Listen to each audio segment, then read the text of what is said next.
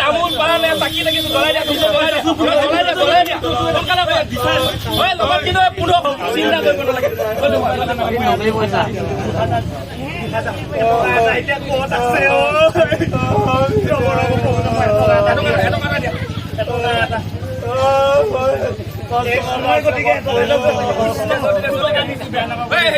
নালাগে চাকিটো জ্বলাই দিয়া জলদি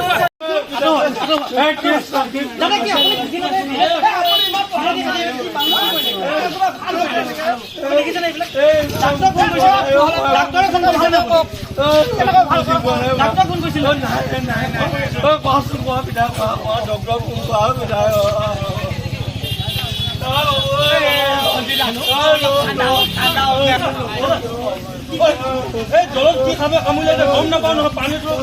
টানি ন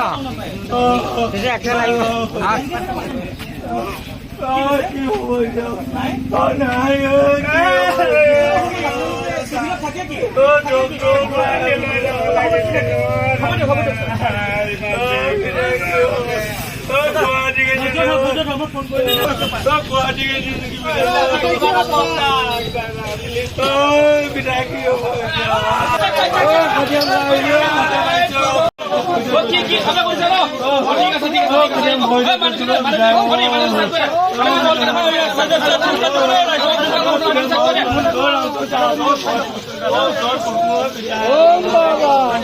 আছে পানী গৈছ ন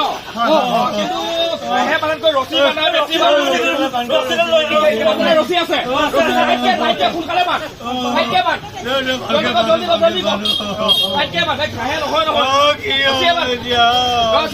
চিন্তা নকৰি মই খাটাং ইয়াক বিষাক্ত ফেটি সাপে দংশন কৰিছে বিষাক্ত ফেটি সাপে দংশন কৰিছে কি কৈছে আপুনি গম পাইছে কেনেকে দেখিছে বিষাক্ত ফেটি সাপে চোৱা এ দেখিছা গুটি কেনে তুমি গুটি কথা কয় গোটেই কথা কয় তুমি কি মোক সন্দেহ কৰি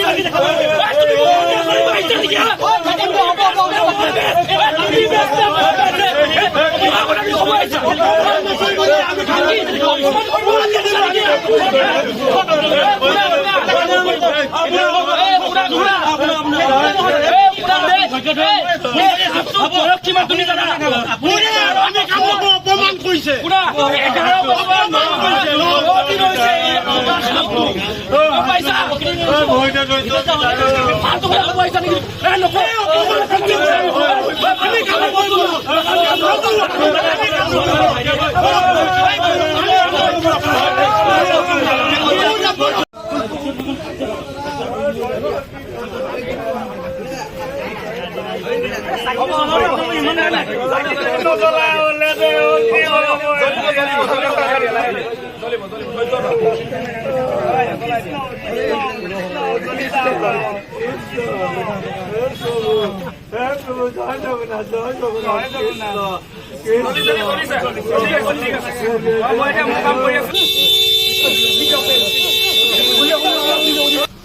Bapak Abdullah.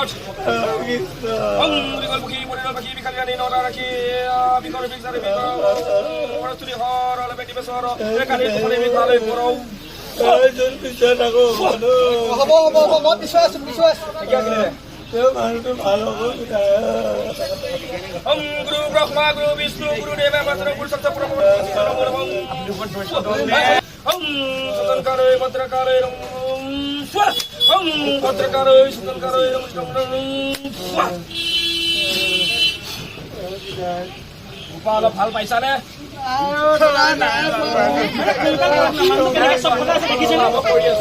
পোৱা নাই ন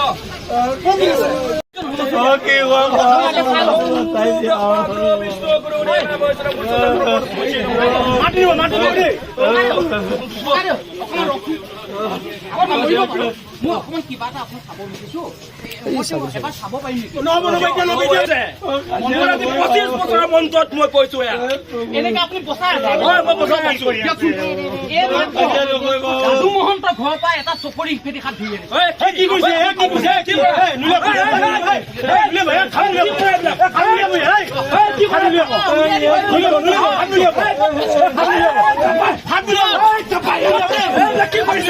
জীৱনটো জীৱন এনেকুৱা মানুহবোৰ জীৱনবোৰ জীৱন নহয় নেকি জীৱন নহয় নেকি সন্তামি কৰিব আহিছে কি হাতে দংশন কৰিছে জানে ৰাইজ আপুনি গাঁৱৰ মানুহ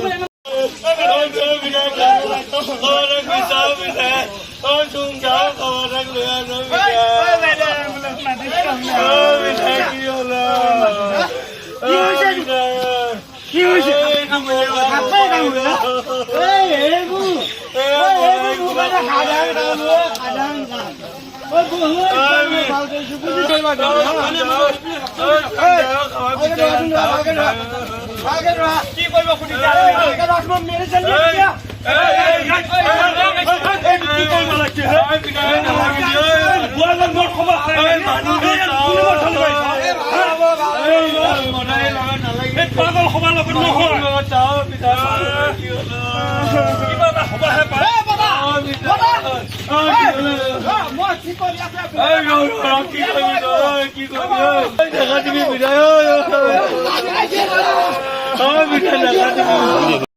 মানুহবোৰ এওঁলোকৰ কাৰণে আজি এই অৱস্থা হৈছে প্ৰতিখন ৰাজ্যিক চিকিৎসালয়তে এণ্টিভেনমৰ ব্যৱস্থা আছে এণ্টিভেনম নলৈ পেলাই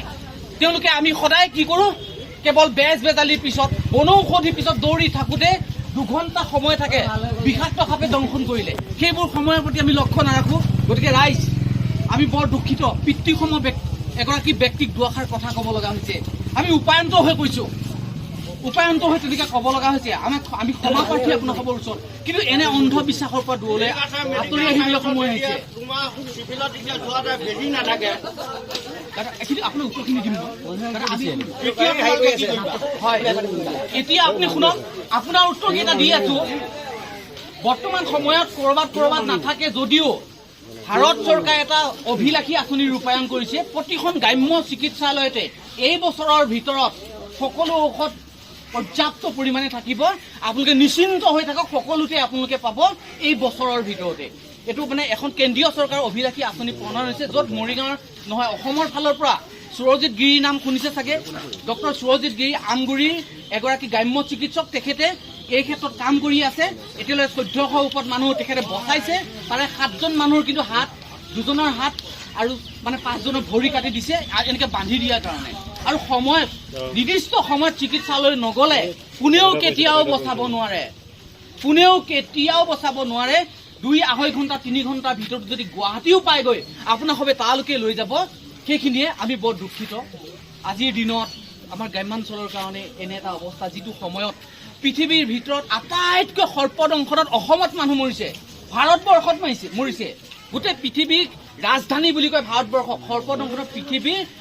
মানে 60% ভাৰতবৰ্ষত ঢুকাই আহিছে সৰ্পদংশনত তাৰ পৰা আমি এইটো ৰোধ কৰিব পাৰিব লাগিব আমি সকলো সচেতন হ'ব লাগিব দুখীয়া নিচলা ককাই ভাইবোৰক লৈ কোনো খেল কৰিব নালাগে বেজ বেজালি কৰিব নালাগে তাৰ কাৰণে আমি ক্ষমা প্ৰাৰ্থী দুখিত আপোনাৰ প্ৰকৃতি মঞ্চ অসমে মৰিগাঁও জিলাৰ বিভিন্ন প্ৰান্তত আপোনালোকে ইতিমধ্যে বাতৰি পৰিৱেশন কৰিছে সাপ যে মাৰিব নালাগে বা সাপে খুটিলে ভয় খাব নালাগে ডক্টৰ ওচৰত যাব নালাগে কি ক'ব আপোনাক কি এনেকৈ কি চিন্তা সৰ্বপ্ৰথমতে আমি প্ৰকৃতি মঞ্চ অসমৰ তৰফৰ পৰা সমূহ অসমবাসী ৰাইজলৈ বিশ্ব মানে সৰ্প দিৱসৰ আন্তৰিক উল্লেখ আৰু শুভকামনা জ্ঞাপন কৰিছোঁ মানৱ জাতি জীয়াই ৰখাৰ স্বাৰ্থত সৰ্পকলো জীয়াই থাকিব লাগিব লগতে আমি অন্ধবিশ্বাসৰ পৰা আঁতৰি আহিব লাগিব বেজ বেজালি বনৌষধি জৰা ফুকা নকৰি এণ্টিভেনমৰ সহায় লৈ আমাৰ দুখীয়া নিচলা ককাই ভাইবোৰ যিবোৰে খেতি পথাৰত কাম কৰে, যিবোৰে মানে অন্যান্য তেনেকুৱা মানে হাবি জংঘলত কাম কৰে, তেওঁলোকক বিশেষকৈ দংশন বেছি কৰে। সমগ্ৰ পৃথিৱীৰ ভিতৰতে ভাৰতবৰ্ষতে আটাইতকৈ বেছি মানুহ সৰ্পদংশনত আক্ৰান্ত হৈ মৃত্যুমুখত পৰিব লগা হয়। ইয়াৰ প্ৰধান কাৰণ যে ইয়াৰ 70% মানুহ বিষধৰ সাপে দংশন নকৰিলেও আতংকৰ কাৰণে মৃত্যুবৰণ কৰে, আৰু যিখিনি মানুহক সঁচাকৈ সাপে দংশন কৰিছে, বিষাক্ত সৰ্পই বা বিষধৰ সৰ্পই দংশন কৰিছে, তেওঁলোককো বেজ বেজালি কিবা কিবি কৰিবলৈ সময়খিনি পাৰ কৰি দিয়ে। কিন্তু সেই সময়ত যদি নিৰ্দিষ্ট সময়ত ডক্টৰৰ ওচৰলৈ নিয়া হয়, তেওঁলোক অতি সোনকালে আৰোগ্য হয়। আজি আমাৰ ডক্টৰ এগৰাকী সৌজিত গিৰি বুলি কয়, সৌজিত গিৰি ছাৰে আজি বহু বছৰ ধৰি এনে কামবোৰে কৰি আছে। 1400ৰ ওপৰত ৰোগীক তেখেতে এনেকৈ উদ্ধাৰ কৰি মানে এণ্টিভেনমৰ জৰিয়তে সুস্থ কৰি তুলিছে। আজি আমি অন্ধবিশ্বাসৰ কবলৰ পৰা সকলোকে ওলাই আহিবৰ কাৰণে আহ্বান জনাইছো। মৰিগাঁও সাপৰ যিটো এণ্টিভেনম যিটো মানে ইনজেকশ্যন থাকিব লাগে পৰ্যাপ্ত পৰিমাণে, আৰু সেই ক্ষেত্ৰত আমাৰ এটা চৰকাৰী পক্ষ বা হস্পিটেল কৰ্তৃপক্ষৰ কিছু দুৰ্বলতা সন্দেহ, কি আহ্বান জনাব? একচুৱেলি কিছু ক্ষেত্ৰত হয়।